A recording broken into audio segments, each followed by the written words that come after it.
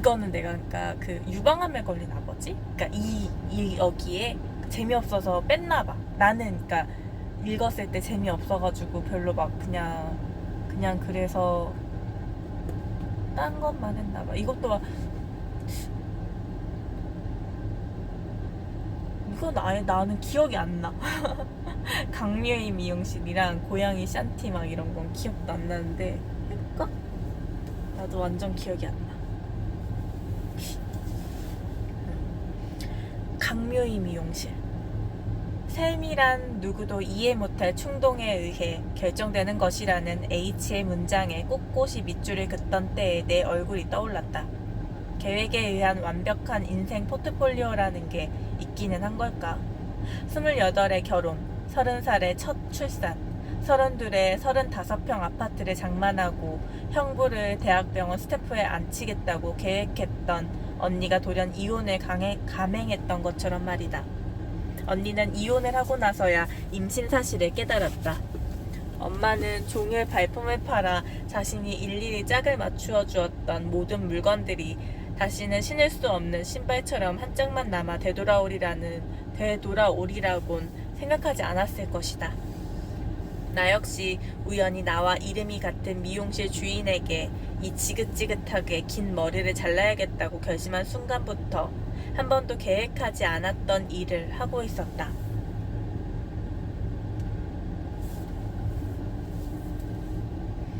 16년 동안이나 문장을 교정해 왔는데도 막상 사표에 적을 문장 몇 줄을 쓰는 것이 버거워 나는 오후 내내 아무것도 할 수 없었다.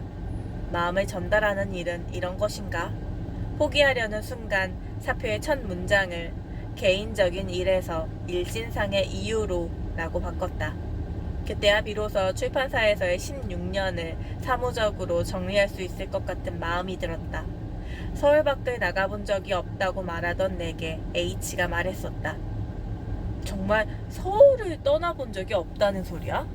그럼 지금껏 애인이 한 명도 없었단 이야기잖아. 서울을 떠난 적 없는 여자에겐 응당 애인이 없을 것이란 말은 비약이었다. 강대리, 나랑 사귀시다. 지금 당장 서울부터 뜹시다. 그는 말을 채 끝맺기도 전에 볼펜을 쥐고 있던 내 손을 덥석 잡았었다. 그의 손은 땀으로 축축했지만 잘 익은 홍시처럼 말캉하고 보드라워 손바닥에 미세한 지문들이 느껴질 정도였다. 선생님, 그럼 저랑 사귀잔 말은 농담이셨어요? 너무해요! 그때 옆에 있던 편집부 K가 정색하고 묻지 않았더라면 나는 그의 말에 네? 라고 대답했을지도 모른다. 첫눈처럼 하얀 벚꽃잎들이 분분히 쏟아져 내리던 아득한 4월의 저녁이었으나 이 또한 계획에 있던 일은 아니었다. 얘가 우연히 그냥 이렇게 자기 이름이 강묘인데 자기 강묘이라는 이름을 그 검색창에다 검색해 본 거야. 근데 여기서 검색해 보니까 강묘이 미용실이 나왔어. 그래서 얘가 이 미용실에 가서 머리를 잘라야겠다고 생각을 해. 그래서 혼자 사천이라는 데까지 가. 이 강묘의 미용실이 사천에 있어서. 근데 휴게소에서 어떤 여자가 얘한테 차를 좀 태워달라고 막 부탁을 했어. 그래서 얘가 그 여자를 태워주게 돼. 사천까지 가. 얘가 그러니까 사천의 그 강묘의 미용실에 가면서 어떤 여자를 만나고 휴게소에서 어떤 여자를 만나고 이 여자가 자기 좀 어디까지 태워달라 그래가지고 얘를 태워줘. 그래서 얘가 혼잣말을 하는데 사천에 왜 가냐고? 난 머리 자르러 가. 머리가 무겁거든. 나는 늘 머리가 무거웠어. 머리를 잘라 배낭에 넣고 다니면 얼마나 좋을까?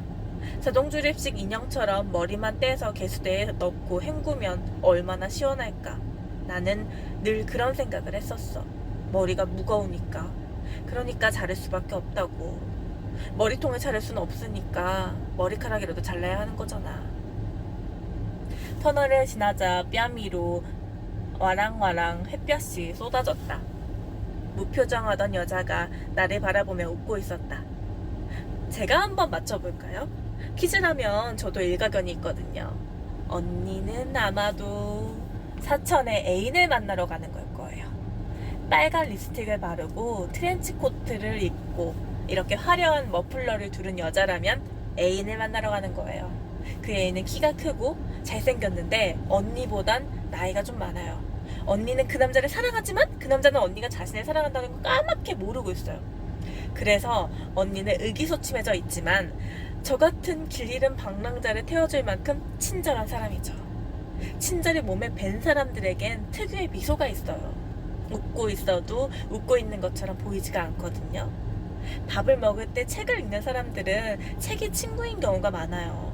그런 사람들은 사람보다 책을 더 사랑하기 때문에 외로운 사람들이죠. 저처럼요. 참, 언니, 사천이란 지명이 원래 삼천포였던 건 아세요? 근데 사천 사람들은 삼천포라는 말 되게 싫어해요. 그러니까 꼭 사천이라고 얘기하세요. H가 말했었다. H가 전 남편이었대. H가 말했었다. 내가 자신을 사랑하지 않는다고. 내가 사랑하는 건 자신이 아닌 책이었다고 말이다. 너는 활자 속에서만 날 독점하려고 했잖아. 예의 편집자 같은 말투로 괴테나 도스토옙스키를 인용하면서 아니라고 부인하겠지? 하지만 네가 내 원고를 고칠 때마다 상기된 얼굴로 내 삶에 박힌 못들을 전부 뜯어내려고 했다는 걸 나는 알아. 너는 그냥 형용사야. 독립된 명사가 될 수가 없지. 당연히 동사도 될 수가 없어. 너는 섹스나 키스도 책으로 배워야 되는 사람이니까. 살아서 뜨거운 피가 도는 인간이라는 종에 대해 애정이 있긴 한 거야. 사랑과 질투를 구별하는 건 편집자로서 중요한 자질이야. 넌 나를 사랑하는 게 아니라 질투하는 거야. 네가 쓰지 못한 내 책을 질투하는 거지. 나는 아무 말도 하지 않았다. 그건 작가가 편집자에게 할 수 있는 충고인지는 몰라도 남편이 아내에게 할 수 있는 말은 아니었다. 문학과 삶이 분리되지 않은 건 내가 아니라 그였다. 소설 속에서 그가 후배임이 분명한 누군가의 진짜 이름을 울부짖을 때 나는 사체의 내장을 늘어놓는 검시관처럼 그의 글에서 보이는 비문과 옷자를 뽑아 전부 열거하고 싶었다. 어른들이 하는 사랑은 죽을 듯 힘든 새벽을 맞이하고도 아침 7시에 일어나 아이에게 밥을 먹이고 그 아이의 가방을 싸주는 것이라고 말하고 싶었다. 내가 얼마나 뜨거운 사람인지, 어디까지 뜨거워질 수 있는지 알았더라면 내게 차갑단 말은, 더구나 너는 스스로 존재하는 명사가 아니라 누군가를 치장해주는 형용사일 뿐이란 말 따위는 하지 못했을 것이다. 다 보여주지 못한 건 내 잘못이며 전부 보길 원치 않은 건 그의 잘못이므로 이것은 우리 모두의 실패일 것이다. 아무리 그릇에 짝을 맞추고 황실 장미가 새겨진 커피잔을 계절마다 사들여 유리 장식장 안에 넣어놓는다고 해도 우리는 행복해서 죽을 것 같은 표정의 황실 귀족들처럼 살 수는 없으니까. 핸드폰의 전원 버튼을 누른다. 미세한 진동이 느껴지고 묵묵히 잠겨있던 과거의 메시지들이 밀려온다. 12개의 메시지, 28통의 부자중 전화, H의 메시지가 3개 남겨져 있었다. 어디서부터 어떻게 이야기해야 할까? 당신의 7번째 소설은 무엇부터 고쳐져야 하는 걸까?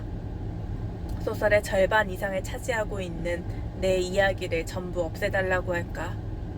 당신의 첫 번째 이혼은 8월 10일이 아니라 9월 14일이었다고. 당신의 고리타분한 문장들은 전부 삭제해야 한다고. 소설의 첫 번째 문장인 이혼을 했다는 마땅히 이혼을 당했다 라고 고쳐져야 한다고. 분명한 어조로 말해야 하는 걸까?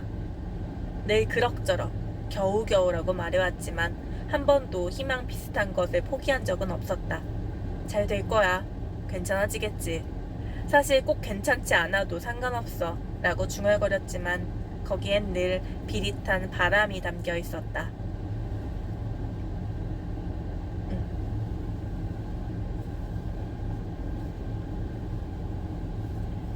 H가 작가하면서 전남편이라고 그러는데 아까 전에 전남편.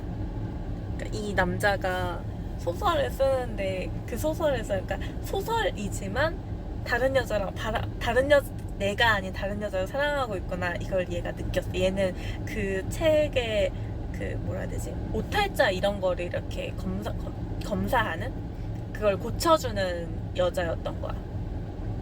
근데 남편이 여자한테 막 명사 얘기하고 막 그러네. 이 책은 여기서 끝나. 그리고 고양이 샨티. 고양이 샨티는 진짜 적어놓은 게 별로 없다.